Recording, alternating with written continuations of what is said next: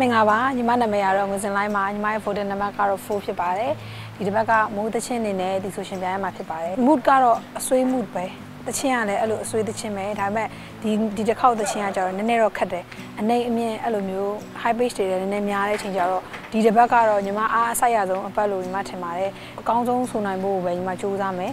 ပြီးတော့အခုဒီတစ်ပတ်ရတဲ့သချင်းကတကယ်တော့ညီမအရန်ဟိုလိုဆိုနေကြပုံစံတော့မဟုတ်ဒီသချင်းကနည်းနည်းခက်တယ်အနေနဲ့ရောအမြင့်နေရောပို့ပြီးတော့ expression အရန်ထည့်ရတဲ့သချင်းဆိုတော့တော်တော့စူးစမ်းရမယ်ဟုတ်အဆင်ပြေအောင်တော့ညီမတာဝန်ကျေအောင်တော့ညီမစူးစမ်းမှာပါလာမဲ့ live မှာညီမအရန်စူးစမ်းထားပါတယ်လို့ညီမစူးစမ်းထားတဲ့ပုံလေးကိုတော့မြင်တွေ့ရမှာပါသချင်းကလည်းထပ်ထားတာတိတ်ပြီးတော့မကြသေးတဲ့သချင်းအစ်စ်လေးလည်းဖြစ်တော့